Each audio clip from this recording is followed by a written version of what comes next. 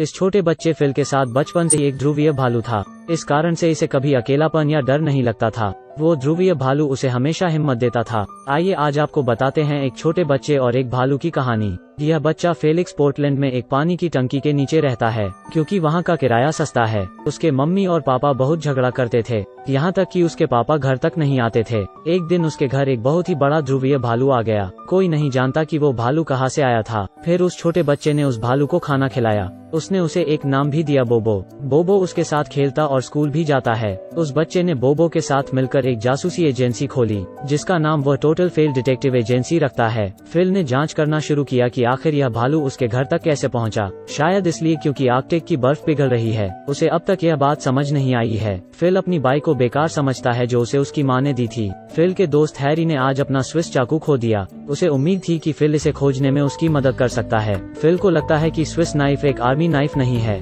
यह वास्तव में फल काटने के लिए एक छोटा चाकू है। फिर फिल और बोबो उसे खोजने के लिए स्कूल के रास्ते में जाते हैं, लेकिन उन्हें कोई संदिग्ध नहीं मिला है। वो अपने दोस्त भालू को स्कूल नहीं ले जा सकता, क्योंकि फिल के टीचर्स बोबो को पसंद नहीं करते हैं, खासकर उसके स्कूल के प्रिंसिपल। अधिकांश बच्चे उत्तर पत्रिका का इस्तेमाल जवाब देने के लिए करते हैं, लेकिन फिल को लगता है कि उत्तर पेपर कला का पेपर है। फिल को लगता है कि उस पेपर का इस्तेमाल चित्र बनाने के लिए कर सकता है। यह अफसोस की बात है कि फिल के टीचर इसकी तारीफ नहीं करते। फिल की ड्राइंग देखकर प्रिंसिपल ने उसे बाहर जाने को कहा। वो पेंटिंग जारी रखने के लिए टेबल के साथ बाहर आ जाता है। प्रधानाचार्य सर इस बात से गुस्सा हो जाते हैं। फिल और उसका भालू दोस्त स्कूल के बाहर ही बैठ जाते हैं। स्कूल के प्रिंसिपल ने फिल की माँ को बुलाया। माँ ने प्रिंसिपल को बताया कि फिल थोड़ा अलग बच्चा है, लेकिन प्रिंसिपल फिर भी गुस्से में है। प्रिंसिपल ने कहा कि अगले साल फिल मिडिल स्कूल में चला जाएगा और वहाँ के लोग उसकी इतनी परवाह नहीं करेंगे। उसके क्लासमेट बहुत बुद्धिमान होंगे। मिडिल स्कूल में फिल को पढ़ाई का बहुत बोझ हो जाएगा। माँ ने तुरंत फिल को प्रिंसिपल से माफी मांगने को कहा। फिल ने कहा कि उसे समझ में नहीं आ रहा है कि उसके ड्राइंग करने में क्या दिक्कत है। फिल ने अपनी माँ की बातों को अनसुना कर दिया। घर लौटने के बाद फिल को अब भी केवल हैरी के खोए हुए चाकू की चिंता है।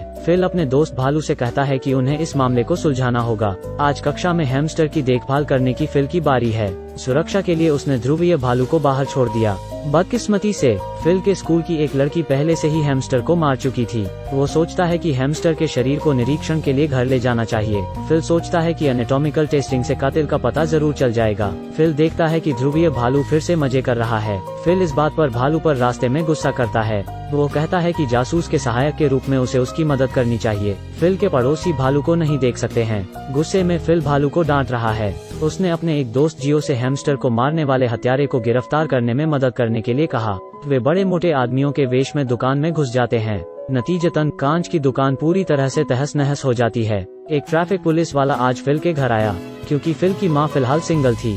यह आदमी रोज फिल के घर आता था। ऐसा लग रहा है कि यह फिल का सौतेला पिता होने वाला है। फिल इस बात से थोड़ा डरा हुआ था। फिल को लगता है कि वो आदमी उसकी जासूसी एजेंसी में सेंध लगाना चाहता है, इसलिए बोबो और फिल उसको धमकी देने जाते हैं। फिल को इस बात पर डॉक्टर के पास भेजा गया। डॉक्टर को उसने अपनी जासूसी एजेंसी के बारे में गंभीरता से बताया। उसने बताया कि जासूसी एजेंसी की वजह से उस पर बहुत दबाव है और वो इस बात से बहुत दुखी है। ध्रुवीय भालू बाहर खेल रहा होता है।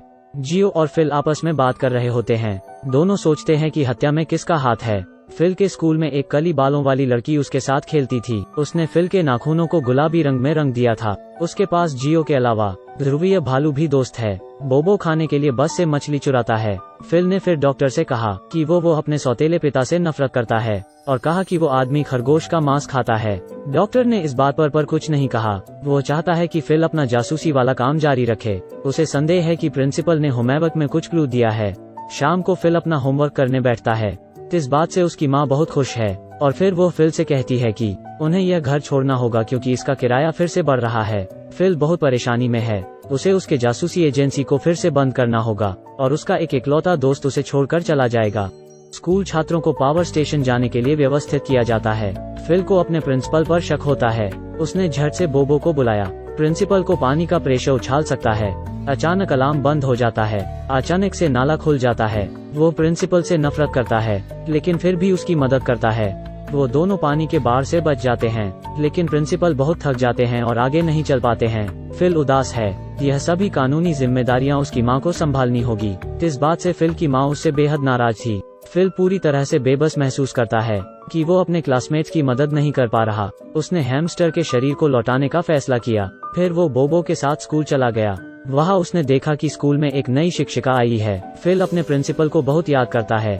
जब वह दुखी होता है तो उसके साथ केवल बोबो होता है। उसके पापा के जाने के बाद से केवल वो भालू उसके साथ है, लेकिन उसका घर अब बहुत छोटा पड़ रहा है। उसको अब बोबो को चिड़ियाघर भेजना होगा, क्योंकि वो उसके लिए बेहतर जगह होगी। फिल ने डॉक्टर को बताया कि उसको होमवर्क में कोई क्लू नहीं मिला और प्रिंसिपल सर बुरे नहीं हैं। अचानक उसे केक में एक बग मिला।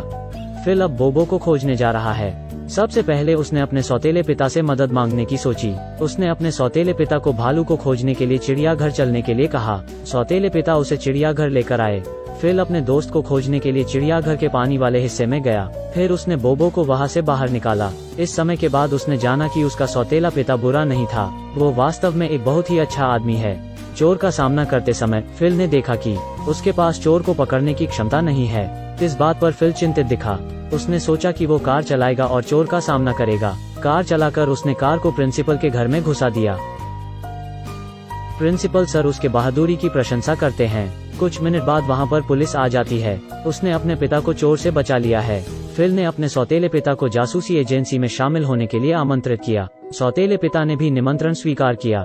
फिल अपनी ग्रेजुएशन डे पर आत्मविश्वास से अपना भाषण देता है और कहता है कि अब से वो बहादुरी से मिडिल स्कूल जाएगा। फिल वास्तव में एक ऑटिस्टिक छात्र है। वो इतने समय से अपने पिता के प्यार को खोने के वजह से ध्रुवीय भालू को इमेजिन कर रहा होता है। जब तक वो एक मनोचिकित्सक से नहीं मिला, उसने यह नहीं समझा कि प्रिंसिपल सर अच्छे थे। उसके आसपास के लोगों और सौतेला पिता के प्यार ने उसे इससे बाहर निकलने के लिए प्रेरित किया है। यह थी इस फिल्म की कहानी। इस वीडियो को देखने के लिए आप सभी का शुक्रिया। इस फिल्म का नाम टिमी failure missed case were made है।